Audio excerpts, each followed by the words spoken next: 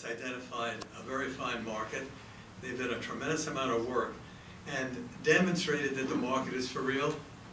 But the reality is, it will become a social media company based on the foundation that they've set. They did not see that. So we recalibrated their thinking, and now we're in the process of raising them 3 times the money that they thought they needed. So I encourage all of you who are entrepreneurs to stay with it, and those of you that invest to find the people that you believe have the commitment and desire to succeed. Well, thank you, Bill. That's great advice. Before we start moving on to other topics, let me just take this opportunity to ask you gentlemen, of the companies and the technologies that you saw today, were there any particular ones that stood out to you as being particularly compelling opportunities, or that have particular drawbacks that might occur to you that any of you would be comfortable pointing out? Well, the compelling opportunity obviously was on that prostate company. That's a compelling opportunity because all of us who are males in this room recognize that time will deal with the problem.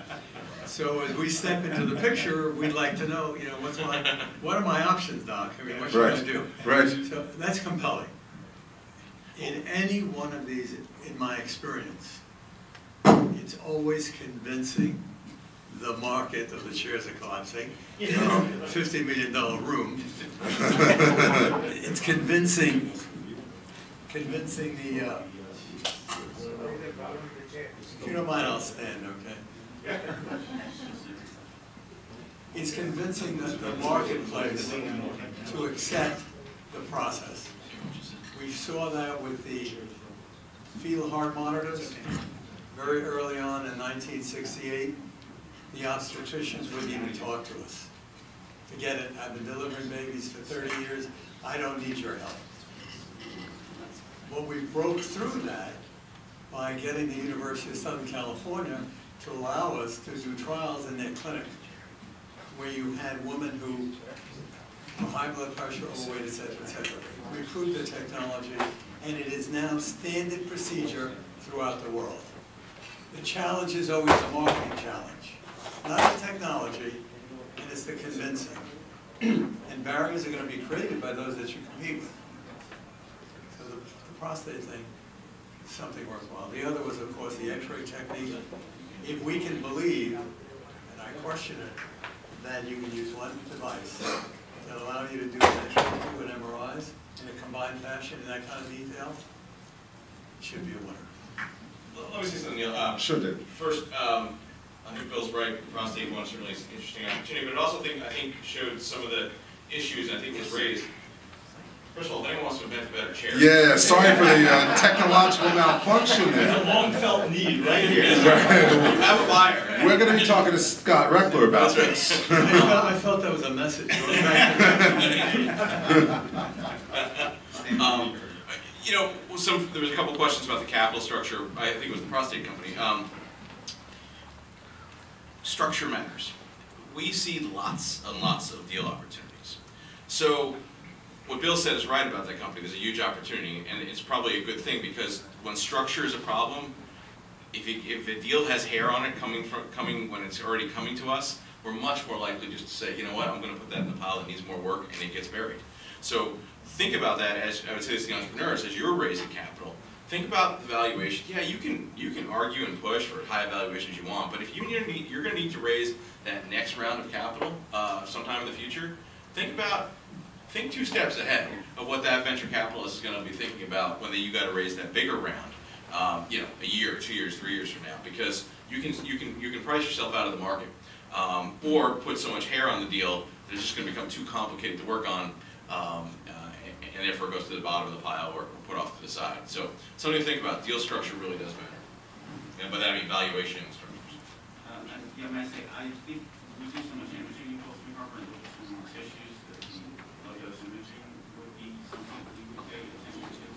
I also realize I neglected to say what are the opportunities currently at post-mortem Harper, and I'll be very brief. But they are in breast cancer, obesity,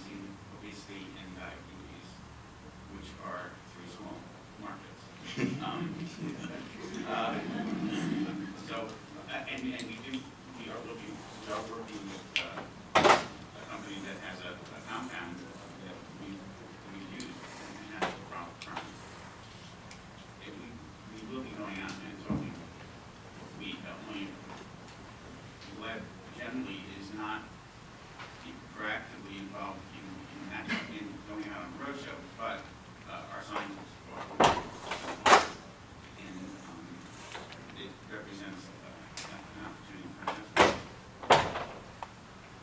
Steve, anything on that? Yeah, I think that we saw a good spectrum today of exactly what is good and exactly what the problem is. Because there was, without being specific, there was a range of more mature, further along, understood what they needed, ready to really commercialize. On the other end of the spectrum were great ideas, but still really belonged in the lab. They were not ready to go commercial.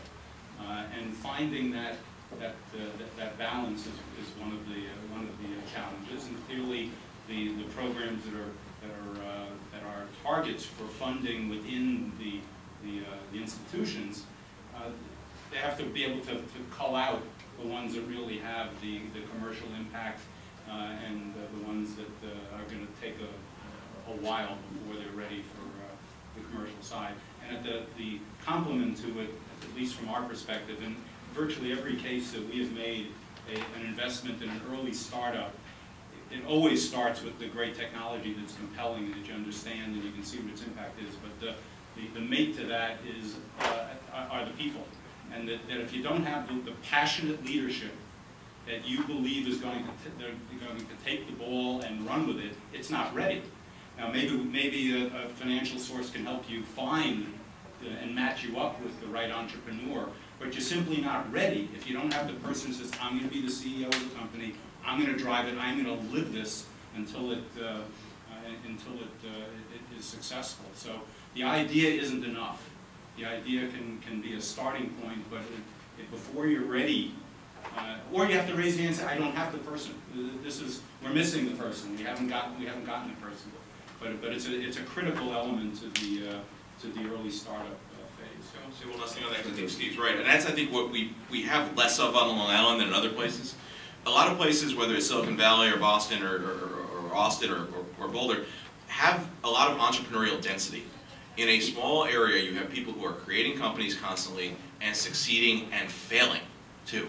So you have new churning of folks who've had that experience, who've had wins and have had losses.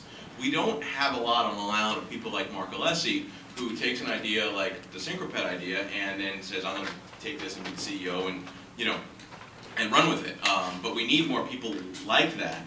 We need people who have sort of that entrepreneurial experience, like Steve's saying, to actually get out there and be the leader and be that, as Bill said, live it day in, day out.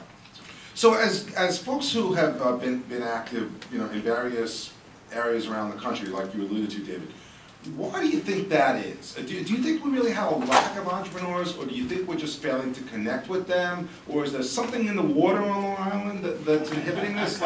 Look, can we talk about this for a minute? Because I hear this a lot. I see it to some extent. Any thoughts from anybody else about why that is and what we can do to address it? I mean, I don't know if they're not there or they're hiding, but we certainly don't run across people. Just we hear opportunities all the time. We don't hear, I've been running businesses, do you have an opportunity for me?